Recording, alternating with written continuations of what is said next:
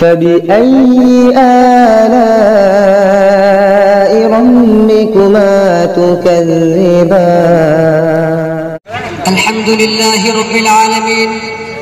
والصلاة والسلام على رسوله الكريم وعلى آله وأصحابه أجمعين أما بعد اڑائے کچھ ورق لالا نے کچھ بلبل نے کچھ گل نے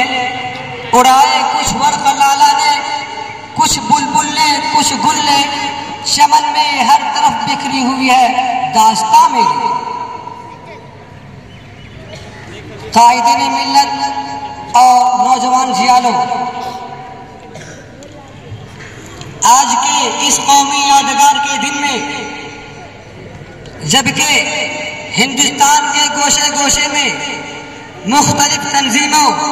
اداروں اسکولوں اور کالجوں میں غیر معمولی دھوم دھام سے آزادی کا جشن منایا جا رہا ہے غلام ہندوستان کی داستاں اور آزادی کی کہانی سنائی جا رہی ہے مجاہدین آزادی کو خراج تحسین پیش کیا جا رہا ہے ایسے وقت میں ہمیں بھی ایک طرف اپنے اسلاف کی قربانیاں یاد آتی ہیں تو دعائے مغفرت کے لیے ہاتھ خود بخود اٹھ جاتے ہیں دوسری طرف جمہوریہ ہندوستان کے مسلمانوں کے دردناک واقعات اور ظلم و ستم کی ردات سامنے آتی ہے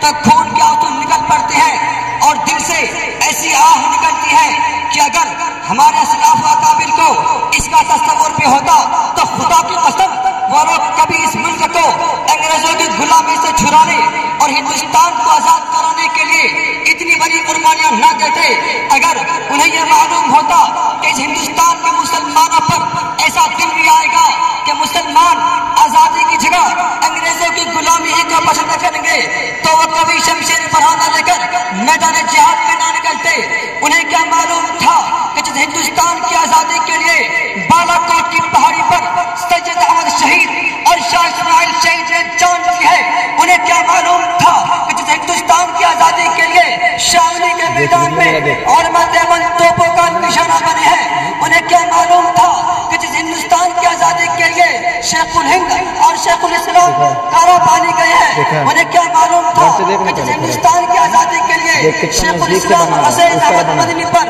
سوٹ وارنٹ ہوا ہے انہیں کیا معلوم تھا کہ جس ہندوستان کی آزادی کے لیے صرف 1857 میں 51,000 علماء شہید ہوئے ہیں انہیں کیا معلوم تھا کہ جس ہندوستان کی آزادی کے لیے دہلی کی چاندنی چوک سے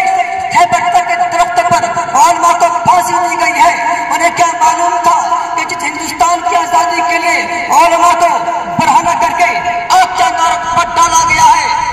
لیکن آج اسی کی نسلوں کو اس ملک سے نکالنے کی بات کی جا رہی ہے کیا یہ جمہوریت کا خون نہیں ہے سیکولرزم کا مذاق نہیں ہے دستور آزادی کے خلاف ورزی نہیں ہے کہ جمہوری ملک میں کسی کے مذہبی معاملات میں مداخلت کی جائے آج ہماری تاریخ کو مٹانے کی کوشش کی جا رہی ہے جنگ آزادی کی تاریخ سے مسلمانوں کے ناموں کو نکالا جا رہا ہے ہمارے کارناموں کو بھلایا جا رہا ہے اور ستم بالائی ستم یہ ہے کہ ہم سے یہ سوال کیا جاتا ہے کہ تم نے ہندوستان کو کیا دیا اے محبان وطن جاؤ ہمالیہ کی بلندی سے پوچھو گنگا کی گہرائی سے پوچھو سرزمین کی شادابی سے پوچھو ہندوستان کے صحراؤں سے پوچھو آسمانوں کے تاروں سے پوچھو یہ سب کے سب تمہیں بتلائیں گے کہ ہم نے ہندوستان کو کیا کر دیا ہے یہ سب کے سب ہماری عظمت کے گواہ ہے ہندوستان کا چپا چپا اس پر شاہد ہے بتاؤ ہندوستان کو قطب مینار کی بلندی کس نے دی جابر مسجد کی پرشکو عمارت کس نے دی